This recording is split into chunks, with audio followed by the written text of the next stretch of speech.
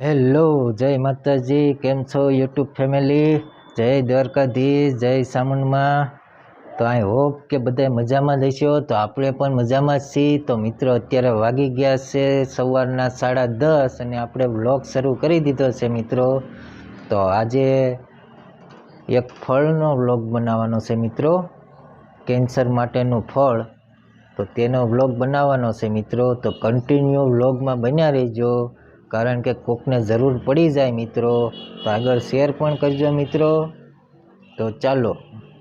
તો ફાઇનલી મિત્રો, અત્યારે વાગી ગયા છે 10:30 અને તમને લોકોને ખબર તો છે જ કે મારા મમ્મીને કેન્સરની બીમારી હતી. તે પણ ચોથા સ્ટેજનું કેન્સર હતું.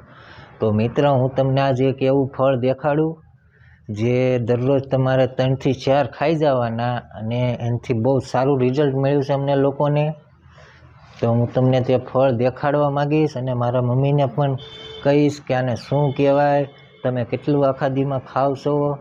તો વ્લોગમાં બન્યા રહેજો મિત્રો. તો ચાલો જઈએ આપણે તે ફળ પાસે અને જોઈએ. ચાલો મિત્રો, જઈએ આપણે તે ફળ પાસે. તો અત્યારે હું તો મારા ઘેરે ઉપર મમ્મી કપડાં ધોવે છે, તો તેની પાસે લઈ જઈ અને માહિતી મેળવી કે આને શું કહેવાય.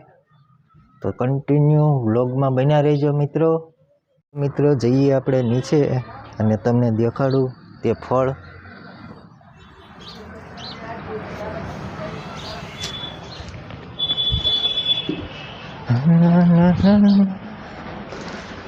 જુઓ મિત્રો, આ ફળ.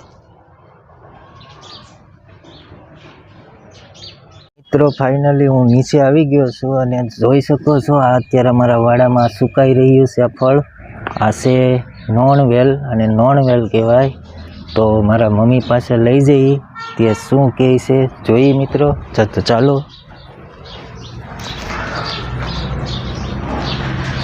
મારા મમ્મી અત્યારે સંપૂર્ણ રીતે ઠીક છે. તો ચાલો જઈએ.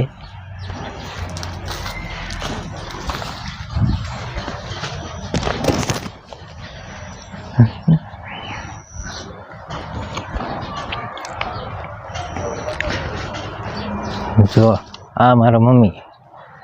અને શું કહેવાય? નોળવેલ.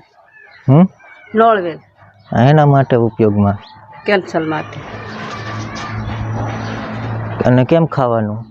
સાલું તરીને સીણી નાખવાનું, દૂધમાં પી જવાનું. કેટલી તમે આખા દીમાં કેટલી ખાવ? એક ખાય આખા દીમાં. જોયું ને મિત્રો, નોણવેલ કેટલો ઉપયોગી આવે.